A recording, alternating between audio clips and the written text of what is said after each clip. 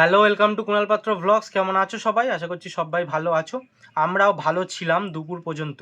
আজকে সারাদিন ধরে বৃষ্টি হচ্ছে, সেই সকাল থেকে বৃষ্টি হচ্ছে, তাই ঘরের মধ্যেই ছিলাম। হাসি মজা আড্ডা আনন্দ সব কিছু করছিলাম। তারপরে দুপুরের পরে স্নান সেরে একটু বাইরে গেছিলাম। তারপরেই শুনলাম এক ঘটনা, যেটা খুবই দুঃখজনক। আশা করি থাম্বনেল দেখে তোমরা বুঝতে পেরেছো। তো সেই ঘটনাটাই বলবো তোমাদের আজকে। চলো আজকের ভিডিওটা শুরু করা যাক।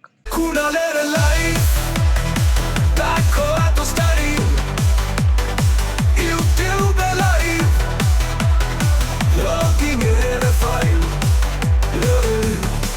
ঘুম থেকে উঠেছি, পেছনে তো মশারি দেখতে পাচ্ছ। চাটা সবে শেষ করলাম। হ্যাঁ, এই আমি মাংস করেছি দেখা, মাংস করেছি দেখা।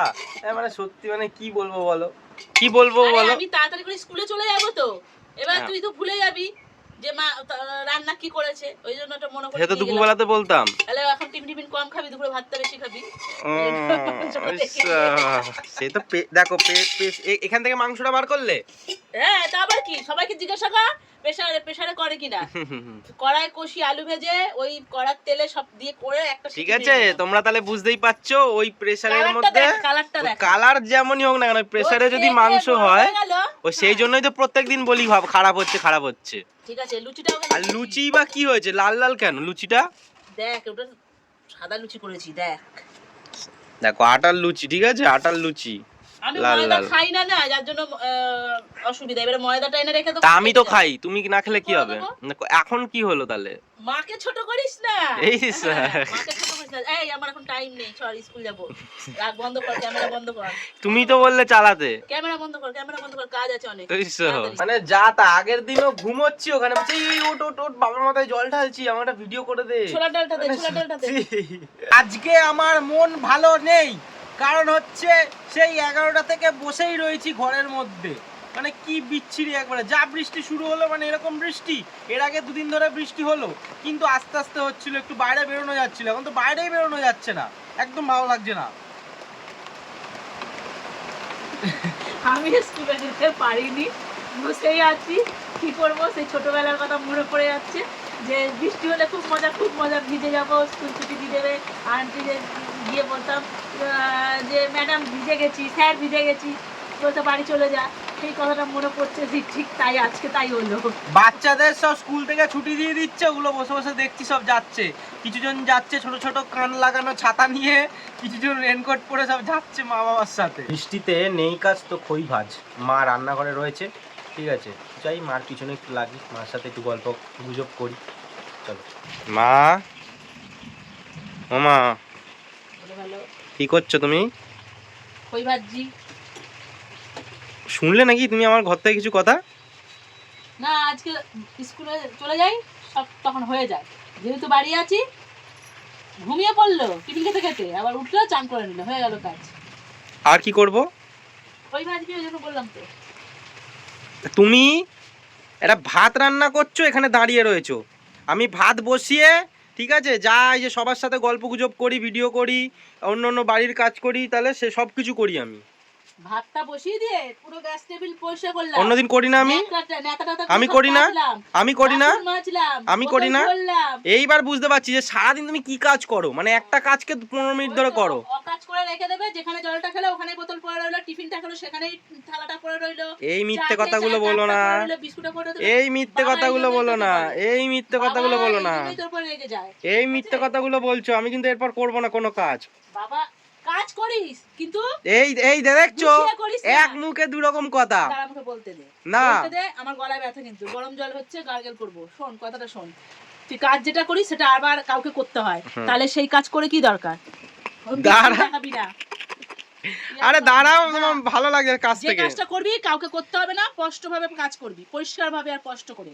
আমি কিন্তু প্রত্যেক দিন এরকম ভাবে ভাতটা বসিয়ে রাখি, রেখে তোমাদের সাথে গল্প গুজব যা যা করার করি, বাড়ির কাজ করি, বাড়ির কাজ যা যা করি। তোমাদের তো কিচ্ছু দেখাই না, তাহলে তো প্রত্যেকদিন একই কাজ দেখাতে হবে। অনেক কাজ করি, মা সব এটা ওটা ফেলে রেখে যায়।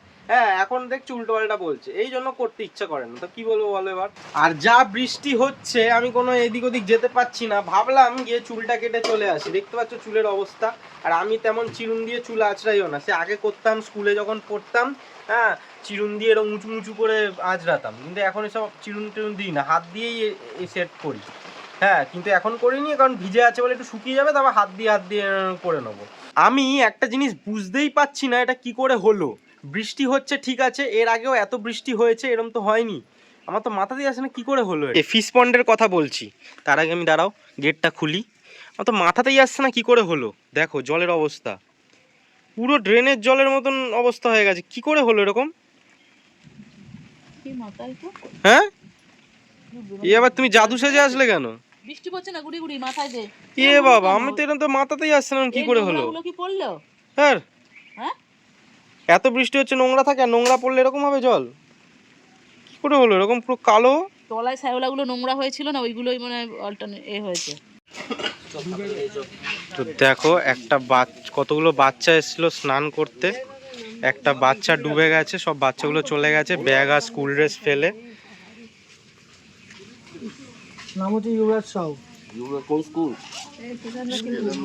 ব্যাগে দেখো তো আইডেন্টি কার্ড ফার্ড আছে, শিওর আছে বাইরে ব্যাগে। হিস্ট্রি পরীক্ষা ও খাতা ওরা জামা বই বই তো ওই যে দেখ না ইয়ে এই বাচ্চাগুলো বলবে নাকি তার ঠিক নেই, আমার পালিয়ে গেল এইসব দিয়ে। বাচ্চা তো ভয়ে পালিয়ে গেছে। ক্লাস হচ্ছে তোমার 7 রোল নাম্বার 50 কিন্তু স্কুল কি এই তো বিদ্যালয় শিক্ষা দপ্তর। হিন্দি হিন্দি। কেদারনাথ কেদারনাথ, চলো চলো চলো চলো চলো, যা তাড়াতাড়ি যা।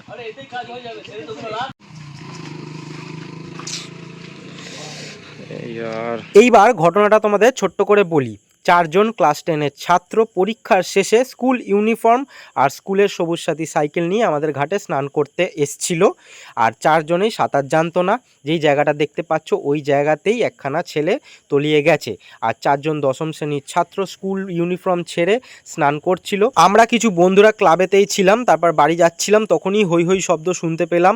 2 জন সিনিয়র লোক ছিল, তারাই বললো যেরকম একটা ছেলে ডুবে গেছে। তখনই আমরা দৌড়ে ঘাটে আসি, কিন্তু তখন সবই শেষ, তখন আর বাচ্চাটাকে দেখতে পাইনি আমরা।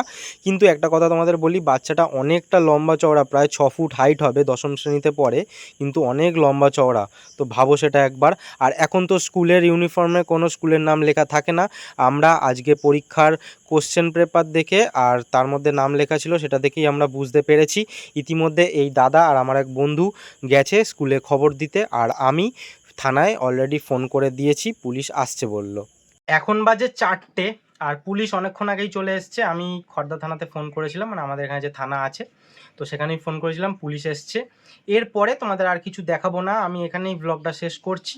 তার আগে জাস্ট আমি একটা কথাই বলতে চাই, যারা বড়রা, অনেক সিনিয়ররা দেখছো আমার ভিডিও বা আমার ব্লগটা দেখছো, তারা যারা বাচ্চারা আছে তাদেরকে প্লিজ সাবধানে রেখো। আর আমাদের মতন যাদের বয়স, তারা একদম যাদের জুনিয়রদের দেখবে তাদেরকে একদম সাবধানে রেখো।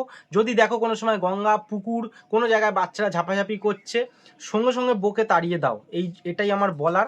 আমি এর থেকে বেশি কিছু অবশ্যই দেখাবো না। এখন গঙ্গাহাটে অনেক ভিড়, বাড়ির লোক এসছে, কারণ স্কুল থেকে বাড়িতে খবর দিয়েছে, তো সেই জিনিসটা আমি দেখাবো না। কারণ এইসব জিনিস বা এরকম টাইপের কন্টেন্ট আমার চ্যানেলে আশা করি দেখতে পাবে না কোনো দিনও। আর এইটুকুনি জাস্ট দেখলাম তোমাদের একটা ইনফরমেশান দেওয়ার জন্য, যাতে তোমরা সাবধানে থাকো। এর থেকে কিছু হলেও একটু সবাই আমরা শিক্ষা নিতে পারি, এই জন্যই জাস্ট এই ভিডিওটা করা। তো আজকের ভিডিও এখানেই শেষ করছি। আর মুড একদমই ভালো নেই, আবার যাবো, জাস্ট একটুখানি বাড়িতে আসলাম, ওখানে আমি থেকে কি করব। তো সেই জন্যই তোমাদের একটা জিনিসই বলার, যে তোমরা সাবধানে থেকো।